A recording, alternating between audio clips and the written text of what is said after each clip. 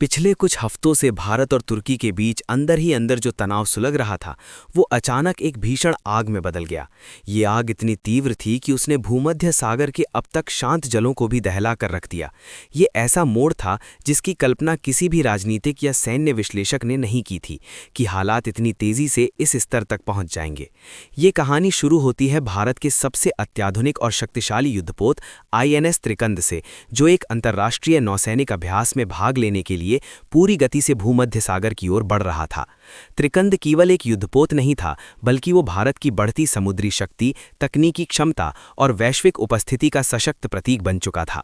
लेकिन जैसे ही त्रिकंद अंतर्राष्ट्रीय जल क्षेत्र के उस रणनीतिक हिस्से में पहुंचा जहां से कई महत्वपूर्ण व्यापारिक मार्ग और सामरिक गलियारे गुजरते हैं, अचानक स्थिति ने खतरनाक मोड़ ले लिया। तुर्की की नौसेना के 3 भारी और आक्रामक युद्धपोत पूरी सोची समझी रणनीति के तहत समन्वित ढंग से आगे बढ़े और त्रिकंद को चारों ओर से घेर लिया, मानो किसी शिकार को जाल में फंसाया जा रहा हो। पल भर में ही समुद्र पर एक अजीब सी चुप्पी और तनाव छा गया। तभी त्रिकंद के रेडियो पर एक ठंडी, अधिकारपूर्ण और बेहद खतरनाक आवाज गूंजी।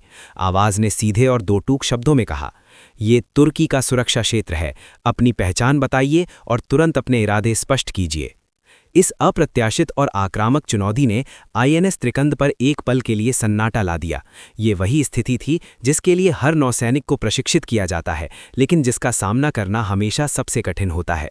त्रिकंद के अनुभवी कप्तान ने हालात की गंभीरता को तुरंत समझा और शांत लेकिन दृढ़ स्वर में जवाब दिया, "ये अंतर्राष्ट्रीय जल क्षेत्र है, आप अपने अधिकार क्षेत्र से बहुत दूर हैं, कृपया दूरी बनाए रखें और अंतर्राष्ट्रीय समुद्री कानून का उल्लंघन ना करें।"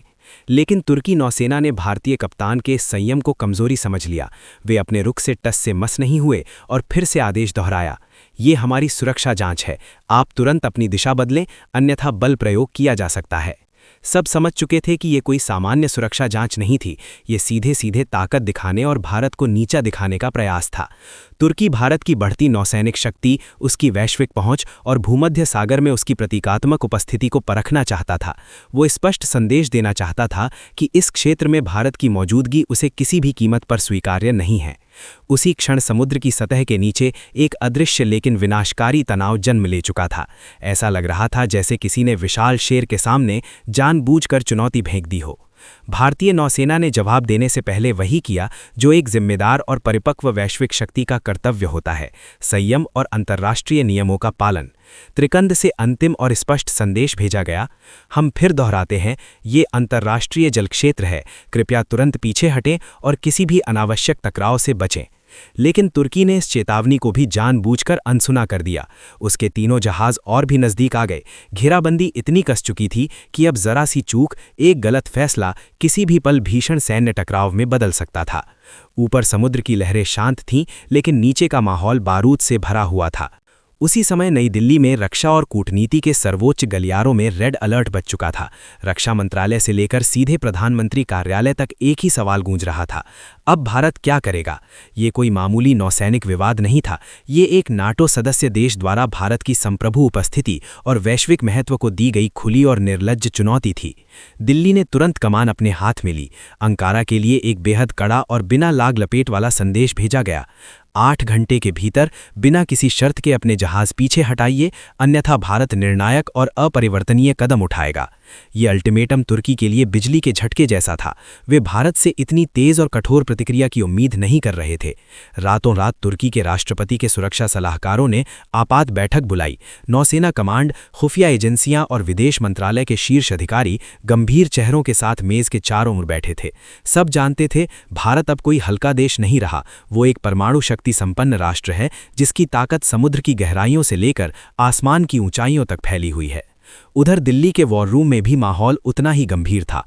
तीनों सेनाओं के प्रमुख और शीर्ष रणनीतिक सलाहकार मौजूद थे। हर पल की रिपोर्ट, हर संभावित कदम पर गहन मंथन हो रहा था। ये पहला मौका था जब भारत ने किसी नाटो सदस्य देश को इतने सीमित समय में ऐसा अल्टीमेटम दिया था, और इस बार शब्दों के पीछे सिर्फ चेतावनी नहीं बल्कि अडिग इरादे खड़े थे। तुर्की के सभी प्रमुख बंदरगाहों पर उच्चतम अलार्म बज चुके थे। रडार स्क्रीन पर भारतीय जहाज़ों की हर हरकत पर नज़र थी। इंजन गरजने लगे थे। अब तुर्की एक भयावह दुविधा में फंस चुका था। पीछे हटता तो नाटो में उसकी साख गिरती, भिड़ता तो भारत की तकनीकी और सैन्य शक्ति के सामने भारी नुकसान तय था। डर भीतर था लेकिन बाहर झूठा घमंड दिखाया जा रहा था, और यही घमंड उसकी सबसे बड़ी सामरिक गलती बनने वाला था। अब बस उल्टी गिनती बची थी। 8 घंटे की घड़ी टिक टिक कर रही थी। भूमध्य सागर ऊपर से शांत था, लेकिन हवा में बिजली सी गूंज रही थी। हर कमांड सेंटर, हर स्क्रीन, हर अधिकारी की निगाह एक ही सवाल पर टिकी थी, क्या तुर्की झुकेगा या नहीं। नई दिल्ली ने अपना निर्णय ले लिया था। अगर तुर्की पीछे नहीं हटता तो भारत अभूतपूर्व और निर्णायक कदम उठाएगा। अब ये सिर्फ एक नौसैनिक कार्यवाही नहीं थी, बल्कि भारत की कूटनीति और सैन्य संकल्प की सबसे कठिन परीक्षा बन चुकी थी। पूरी दुनिया सांस रोककर भारत की ओर देख रही थी। क्या भारत सच में एक उभरती हुई वैश्विक शक्ति की तरह निर्णायक कदम उठाएगा, या फिर पुराने ठर्रे पर चलकर केवल संयम दिखाएगा। रात गहरी होती जा रही थी। समुद्र के ऊपर सन्नाटा पसरा था। सिर्फ लहरों की आवाज और जहाज़ों के इंजनों की हल्की गूंज सुनाई दे रही थी। तुर्की के जहाज भारतीय युद्धपोत के चारों ओर अंतिम घेराबंदी बनाए हुए थे। हर किसी को अंतिम सेकंड का इंतजार भारी लग रहा था। तभी दिल्ली से एक अंतिम और बेहद कठोर संदेश गया। समय समाप्त हो रहा है, तुरंत पीछे हटो, ये आखिरी चेतावनी है। उस निर्णायक पल तुर्की की सत्ता के गलियारों में घबराहट की लहर दौड़ गई। सलाहकार एक दूसरे की ओर देखने लगे। कोई कुछ बोल नहीं पा रहा था। बाहर समुद्र पर जहाज आमने सामने थे और अंदर कूटनीतिक तमरों में भयंकर सन्नाटा पसरा हुआ था। सब जानते थे, अगर भारत ने अब कार्यवाही की तो इतिहास बनेगा और भूमध्य सागर की लहरें उस रात को हमेशा याद रखेंगी। घड़ी ने अपना आखिरी सेकंड गिना और जैसे ही टाइमर खत्म हुआ, दिल्ली से केवल एक ही अडिग आदेश निकला, ऑपरेशन शुरू करो। उसी पल आईएनएस त्रिकंद से एक अदृश्य सिग्नल उठा। समुद्र की गहराइयों में निष्क्रिय पड़ी भारतीय पनडुब्बियां तुरंत सक्रिय हो गईं। कुछ ही सेकंड में समुद्र के नीचे से एक शक्तिशाली लेकिन अदृश्य इलेक्ट्रॉनिक लहर निकली और सीधे तुर्की की राष्ट्रीय ऊर्जा प्रणाली पर जा टकराई। अगले ही पल तुर्की की मुख्य पाइपलाइनें काम करना बंद कर दीं। प्राकृतिक गैस का प्रवाह रुक गया, बिजली का पूरा ग्रिड गिर गया। तुर्की की राजधानी अंकारा पल भर में अंधेरे में डूब गई। तुर्की की नौसेना अड्डों पर अफरा तफरी मच गई। सैनिक भागदौड़ में लग गए, लेकिन कुछ भी नियंत्रण में नहीं था। कम्युनिकेशन लाइंस बंद थीं, रडार सिस्टम जवाब दे चुके थे। पूरा सिस्टम ब्लैकआउट हो गया था। एक झटके में उनकी पूरी नौसेना बेमतलब हो चुकी थी। तभी उन्हें एहसास हुआ, भारत ने जो कहा था वो कोई चेतावनी नहीं बल्कि हकीकत थी। ये थी असली अदृश्य डिजिटल स्ट्राइक। आईएनएस त्रिकंद ने एक भी गोला नहीं चलाया, लेकिन खेल खत्म कर दिया गया। जो तुर्की के जहाज भारतीय युद्धपोत को घेर रहे थे, अब खुद रास्ता काटने लगे थे। उनके सिस्टम जाम थे। कोई सिग्नल नहीं, कोई आदेश नहीं, सिर्फ सन्नाटा और डर। नई दिल्ली में माहौल बिल्कुल शांत था।